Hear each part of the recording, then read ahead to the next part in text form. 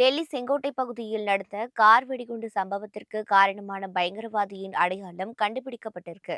காஷ்மீரை சேர்ந்த டாக்டரான அவரது பின்னணி குறித்த தகவல்களும் வெளியாகி இருக்கு. போலீசார் நடத்திய அதிரடி விசாரணையில் இது ஒரு தற்கொலை தாக்குதலாக இருக்கலாம் என சந்தேகிக்கப்படுது. கார்ல அமோனியம் நைட்ரேட் மற்றும் டெட்டனேட்டரை பயன்படுத்தி வெடிக்க செய்திருப்பதாகவும் போலீசார் சந்தேகப்படுறாங்க. காரை ஓட்டி சென்றவரின் உடல் பாகங்கள் சேகரிக்கப்பட்டிருக்கு. காரை ஓட்டி சென்ற அந்த நபர் யார் என்பதும் கண்காணிப்பு கேமரா பதிவுகள் மூலம் தெரிய வந்திருக்கு. ஜம்மு காஷ்மீரின் புல்வாமாவை சேர்ந்த உமர் முகமது என்ற அவர் ஹரியானா மாநிலத்தின் பரிதாபத்தில் இருக்கும் பல்கலைக்கழகத்துல மருத்துவத்துறை பேராசிரியராக பணிபுரிஞ்சிருக்காரு. இந்த சம்பவம் தொடர்பாக ஏற்கனவே கைதானவர்களும் அங்குதான் பணியாற்றி இருக்காங்க. உமர் முகமது சம்பவ இடத்திலேயே பலியாகி இருப்பார்னோ, சிதைந்த உடல் இவருடையதாக இருக்கும்னோ சந்தேகிக்கப்படுது. இதனால விரைவில் டிஎன்ஏ சோதனையும் நடைபெற இருக்கு.